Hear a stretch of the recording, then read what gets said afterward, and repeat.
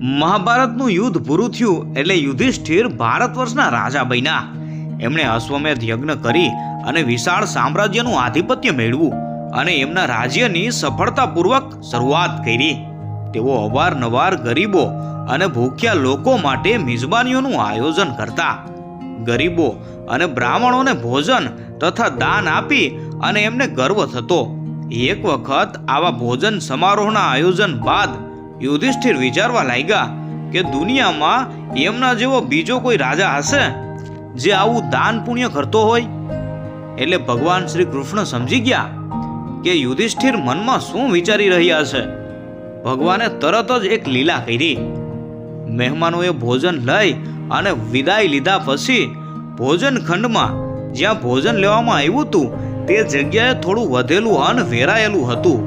શ્રી કૃષ્ણ અને યુધિષ્ઠિર મહેલની અટારીમાં બેઠા હતા. ત્યાં એમણે જોયું કે એક નોળિયો ક્યાંકથી આવ્યો અને જ્યાં અન્ન વેરાયેલું હતું ત્યાં દોડી ગયો. આ નોળિયો વિશિષ્ટ પ્રકારનો લાગ્યો કારણ કે એનું અડધું શરીર સોનેરી હતું. આ નોળિયો આમથી તેમ દોડાદોડી કરતો હતો અને ખૂબ જ અજંપામાં લાગતો હતો. યુધિષ્ઠિરે એને બોલાવીને પૂછ્યું કે તને શેનો અજંપો છે? તને કઈ વાતની તકલીફ છે? નોળિયો બોલી શકતો હતો એટલે એણે કહ્યું, એક સમયની વાત છે જ્યારે ચારેય કોર દુકાળ ફેલ્યો હતો અને ભયંકર ભૂખમરો હતો. ખોરાકની અછત સર્જાણી હતી. જીવન નિર્વાહ અત્યંત મુશ્કેલ બની ગયો હતો. ત્યારે નોળિયો ખોરાકની શોધમાં એક ગરીબ બ્રાહ્મણના ઘરમાં જઈ ચડ્યો. ત્યાં બ્રાહ્મણની પત્ની કંઈક બનાવી રહી હતી એટલે રસોડામાં કંઈક ખાવાનું વધે એની રાહ જોવા લાગ્યો. પરંતુ ભયનું એવું કે બ્રાહ્મણ અને એના કુટુંબે કેટલાય દિવસથી કંઈ ખાધું નહોતું. ભિક્ષામાં થોડું અનાજ મેળવવા એણે ઘણા પ્રયત્નો કર્યા પણ કાંઈ ન મળતા તેઓ સૌ ભૂખ્યા રહેતા. નસીબ જોગે આજના દિવસે એને ઘઉંનો થોડોક લોટ મળ્યો એટલે એ રાજીના રેડ થઈ અને ઘરે આવ્યો અને વિચારવા લાગ્યો કે આજે ઘણા દિવસે મને અને મારા કુટુંબને કંઈક ખાવા મળશે. બ્રાહ્મણે સાંજની પૂજા કરી અને એના કુટુંબ સાથે જમવા બેઠો. જમવામાં ફક્ત 4 જ રોટલી હતી એટલે દરેકને ભાગે ફક્ત એક જ રોટલી આવે એમ હતું. તેઓ જમવાની હજુ તો શરૂઆત જ કરતા હતા. એવામાં દ્વાર ઉપર એક ભિક્ષુક આવ્યો.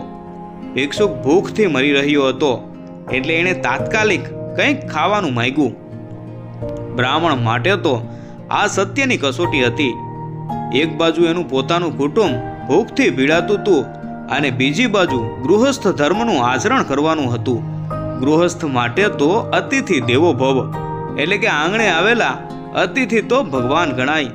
એને યોગ્ય સત્કાર કર્યા વિના પાછો ન મોકલાય.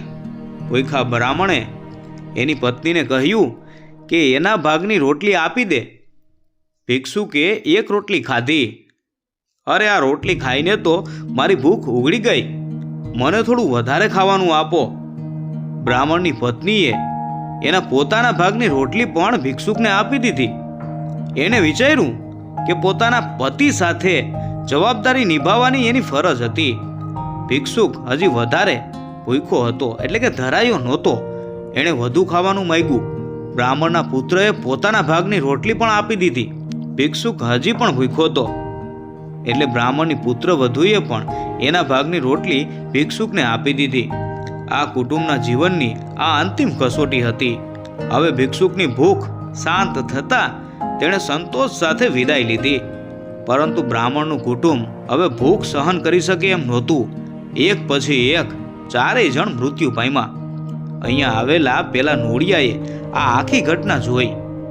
એ પોતે પણ ભૂખથી મરી રહ્યો હતો એટલે એ રસોડામાં થોડોક લોટ પડ્યો હતો ત્યાં દોડી ગયો. એના શરીર પરના થોડાક ભાગમાં આ લોટ ચોંટી ગયો એટલે એણે આશ્ચર્ય સાથે જોયું તો એટલો ભાગ સોનેરી થઈ ગયો હતો. ત્યારથી આ નોળિયો ફરીવાર આવો ચમત્કાર થાય એની પ્રતીક્ષા કરી રહ્યો હતો. એટલે જેટલા પણ યજ્ઞ થતા ત્યાં એવી આશા સાથે પહોંચી જતો કે એના શરીરનો બાકીનો ભાગ પણ સોનેરી થઈ જાય. પણ એને કોઈ સફળતા નહોતી મળતી. આજે એને એમ હતું કે આટલા લાંબા સમયથી એની પ્રતીક્ષાનો હવે અંત આવી જશે. આખી દુનિયામાં યુધિષ્ઠિર જેવું દાનેશ્વરી બીજું કોઈ નહોતું. એટલે એમના યજ્ઞમાં તો આવો ચમત્કાર થવાની શક્તિ હોય જ, પરંતુ આવું બન્યું નહીં. વારંવાર વધેલા અન્નમાં આળોટવા છતાં પણ એનું શરીર સોનેરી ન થયું, એટલે એ ખૂબ જ હતાશ થઈ ગયો. આ વાત ઉપરથી યુધિષ્ઠિરને ખ્યાલ આવી ગયો કે પેલા ગરીબ બ્રાહ્મણના કુટુંબે કરેલું દાન ઘણું ચડિયાતું હતું. યુધિષ્ઠિર પાસે તો ધનનો ભંડાર હતો, છતાં એમણે તો એમાંથી થોડોક ભાગ જ દાન કર્યો. જ્યારે બ્રાહ્મણના ભૂખથી મરતા કુટુંબ પાસે તો ફક્ત 4 રોટલી જ હતી, જે એમને જીવાડવા અત્યંત જરૂરી હતી. છતાં પણ એમણે ઈશ્વર ઉપરની શ્રદ્ધા અને એમના ગૃહસ્થ ધર્મને માટે પોતાનું સર્વસ્વ ત્યાગી દીધું.